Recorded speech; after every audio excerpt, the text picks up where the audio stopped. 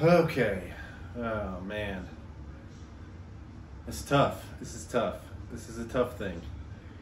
It's not tough because the Steelers destroyed us or Baltimore stomped our guts in and, people are putting memes up of Ben Roethlisberger being our daddy or whatever the case. I mean, that's not why it's tough this time. This time it's tough because Baker Mayfield actually almost played like he should. I mean, he threw an interception. He hadn't done that in 5 games, but I don't know. He was making passes. I had hope. Till the very end, we were in it. I mean, it was literally like the Cincinnati game where if there was a little more time left, I think Joe Burrow could have beat us, but luckily there wasn't. In this case, there was enough time left.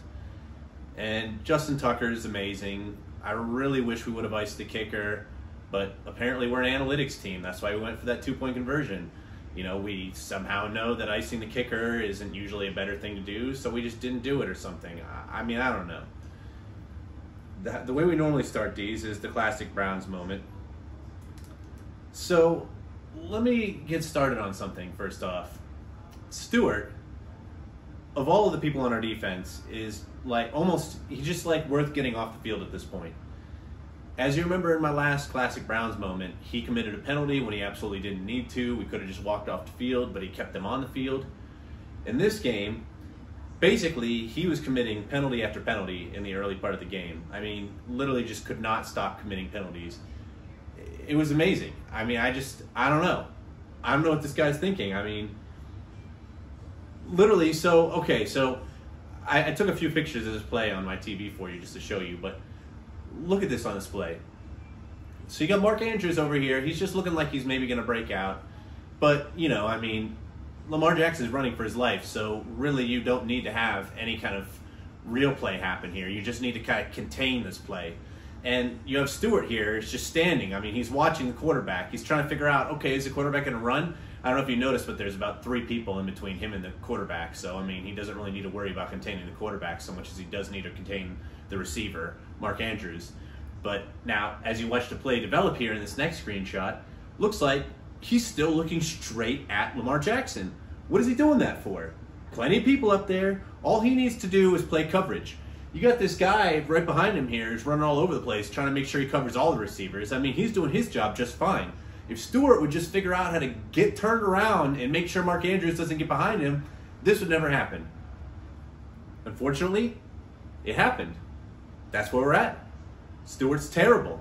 I need Ward to come back ASAP because Stewart is just so terrible that literally anybody would be better than him. Like my grandmother would be better than him. I mean, he's just so bad at football. He can't make the right decisions. He commits a lot of penalties. He's just so bad. It's unbelievable. All right. Back to what I saw here. All right, so I have it written down here. Stewart, worthless pass interference. Once again, more penalties for Stewart. Stewart's like the single reason we lost this game. Well, except for Cody Parkey, the double doink.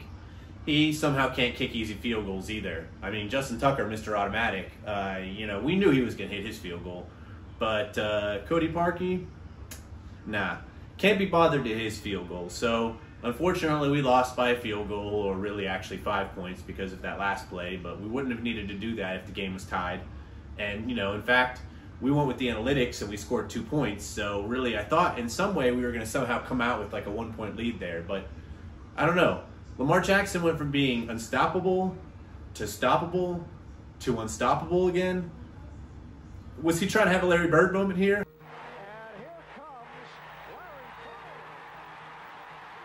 Then all of a sudden, I don't know what he's doing. I mean, he disappeared and then he came back. I mean, it was like a rope-a-dope strategy or something. I don't know. I don't know what we were looking at there. It was incredible. It just, this game felt good from the aspect that the Browns truly were looking like a complete team. The defense was doing what they were supposed to. Maybe the scheme wasn't right in the beginning. They turned it around in the second half. Trace McSorley obviously couldn't do anything. A lot of that was, Marquise Brown dropping the ball. But every single game, Baker Mayfield throws these lasers and his receivers can't catch anything. There were probably about 2 or 3 of those passes today. So, I mean, it really can't just it's like they cancel out. You really can't just go with one or the other. Pretty incredible, though. I really couldn't believe it. So on my phone, after we scored that last touchdown, and there was a minute left, I was just curious to see what ESPN thought. You know, what are the percentages here? What are they going to say this time? Well, I'll go ahead and show you the screenshot here. It turns out, after they scored with 1 minute left in the game, ESPN thought there was a greater than 90% chance that the Baltimore Ravens were going to win. Now, ultimately, they were right, but, I mean, I don't know. Based on the gameplay you saw this whole time, and the fact that, you know, the defense for Cleveland is a big play defense. We don't stop everybody. We're not really consistent with how many yards we cap you at, but you can be pretty sure that we're going to figure out a way to get one fumble or an interception or something during a game. And of course, you know, for like the third game in a row, they fumbled the ball and then somehow recovered it for forward progress. I don't know if you remember the last game, they fumbled the ball and they ended up recovering it for a touchdown. But, I mean, that's just our luck these days. So, a takeaway I have from this is, I mean, it's not good to lose a game, and I really wanted to win this game, and I thought this might be the second week of the season where I actually wanted to listen to Stephen A. Smith and his nonsense. I mean, he's over here trying to talk about Emily Mayfield, but he kept saying Bakerfield because he doesn't know what the hell he's talking about. He just literally just makes stuff up. He's just a hot take artist. That's all he is. But I thought maybe this would be a time where a lot of people would eat crow and we could watch Baker Mayfield. I mean, even up to the end there, we could watch them talk about Baker Mayfield maybe being a quarterback. And you guys know me. I mean, I hate Baker Mayfield, little bird legs. Bird legs scored a touchdown. Bird legs was making good throws. Maybe we have found some kind of consistency outside of the OBJ dilemma. I don't know. I mean, I wasn't ready after the last game to say I like Baker. I don't know if I'm ready after this game to say I like Baker. But I'm starting to think there's a distinct possibility if we make the playoffs, which I think we will. And I mean, side note, this is great, okay? My wife's family is from Texas. They love the Cowboys. America's team, they call them. And it just started as a joke this year. It was just something of a joke. They were like, maybe the Browns are America's team because they're the sweethearts or whatever. And then as the Cowboys declined and the Browns started to actually win some games, there were a lot of questions up there, but it was becoming less of a joke. Maybe the Browns are America's team now. I know you guys are going to hate this. I know everyone out there is hating this right now, just like my wife's family did when I explained this. But because the NFL has had a flex policy for a while, and they've never used it since its existence, but yet they chose to use it this year to remove America's team from the primetime spot and put the Browns in the primetime spot. I don't know. Jerry Jones is going to have to do a lot to convince people that that's still America's team. Because if that's not America's team, I don't know who is. Probably not the Giants at this point. Maybe it is the Browns. Hold on, hot take alert, everybody, hot take alert. Everyone's freaking out. Everyone's going to freak out over this. We're all going to freak out. But seriously, though, think about it. Think about it. We've worked. We're the underdogs perpetually.